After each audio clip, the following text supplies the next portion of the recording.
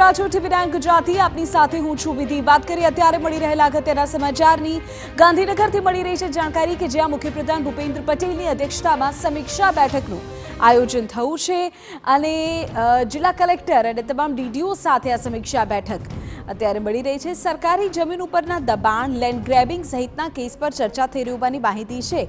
સરકારી ઠરાવોના અમલીકરણ અને યોજનાઓના લાભાર્થીઓ વ્યાપ અંગે પણ ચર્ચા થઈ રહી છે। સ્થાનિક સ્વરાજની ચૂંટણીઓ પહેલા મહત્વની કોન્ફરન્સ, વર્તમાન જંત્રી, વિકાસ કામોનું અમલીકરણ, ઓનલાઈન કામગીરી આ તમામ મુદ્દાઓ પણ આજની બેઠકમાં ચર્ચાઈ રહ્યા હોવાની માહિતી સામે આવી રહી છે।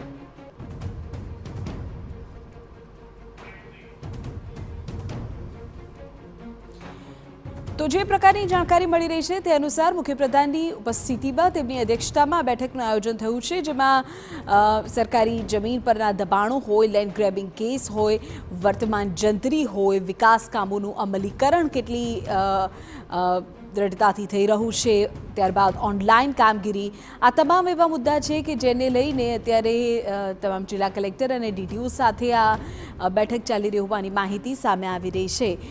તો કેટલાક અલગ અલગ મુદ્દાઓ કે જેને લઈને અધિકારીઓ સાથે આ સમીક્ષા બેઠક આપણે કહીએ કે છેલ્લા ઘણા સમયથી જંત્રીનો મુદ્દો હોય કે સિવાયના કેટલાક મુદ્દાઓ કે જે ખૂબ ચર્ચામાં રહ્યા છે। રાજ્યના અલગ અલગ વિસ્તારોમાંથી તેને લઈને અલગ અલગ એસોસિએશન દ્વારા વિરોધ પણ વ્યક્ત કરવામાં આવ્યા છે।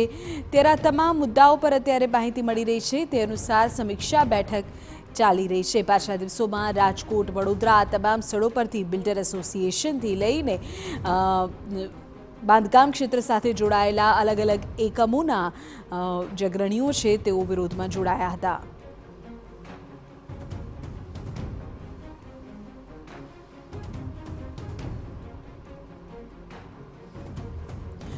તો જિલ્લા કલેક્ટર અને ડીડીઓ સાથે આ સમીક્ષા બેઠક અત્યારે ચાલી રહી હોવાની માહિતી છે, જેમાં કેટલાક મહત્વપૂર્ણ મુદ્દાઓ કે જેની ઉપર ચર્ચા થવી ખૂબ જરૂરી છે।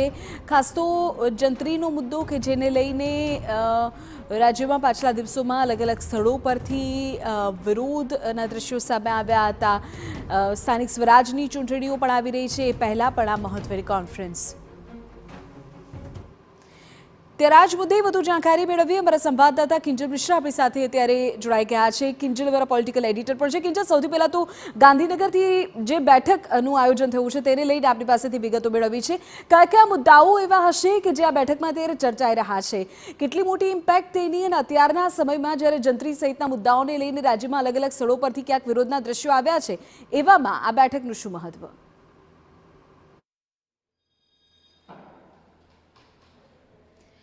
देखो आ बैठकનું મહત્વ એટલે છે કેમ કે દર 3 મહિને આ જે બેઠક હોય છે તે બોલાવવામાં આવતી હોય છે। આ વખતે ચૂંટણીઓના કારણે બેઠક હતી, તેની અંદર કેટલોક વિલંબ પણ થયેલો હતો, પરંતુ રાજ્યની અંદર અત્યારે સાયન્ટિફિક જંત્રીને લઈ અને કહી શકાય કે જે ડ્રાફ્ટ છે તે રાજ્ય સરકાર દ્વારા રજૂ કરવામાં આવ્યો છે કે જે કહી શકાય પબ્લિક ડોમેનમાં છે। તેને લઈ અને પણ અલગ અલગ જે અભિપ્રાય છે તે અભિપ્રાય આવી રહ્યા છે। કેટલીક જગ્યા પર સમર્થન તો કેટલીક જગ્યા પર નારાજગી છે તે જોવા મળી રહી છે। તો એ તમામની વચ્ચે આજની બેઠકનો એક મહત્વપૂર્ણ મુદ્દો જંત્રી રહી શકે છે, કેમ કે સ્વાભાવિક છે કે જ્યારે પણ જંત્રીનો અમલ થશે ત્યારે સીધી રીતે એ કલેક્ટરની જવાબદારી હેઠળ આવતું હોય છે, એટલે જંત્રીનો મુદ્દો એ મહત્વનો છે।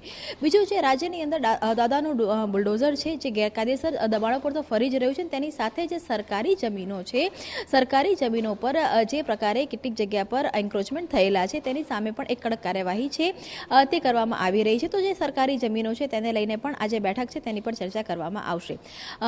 છેલ્લા મહિનાની અંદર ખેડૂતોની જમીન, હેતુફેરની જમીનના કેટલાક જે મહત્વપૂર્ણ નિયમો છે તેમાં બદલાવ કરવામાં આવ્યો છે। તો આ જે જમીન અને મહેસૂલની બાબતો છે તેને લઈને પણ જે બેઠકની અંદર ચર્ચા કરવામાં આવશે।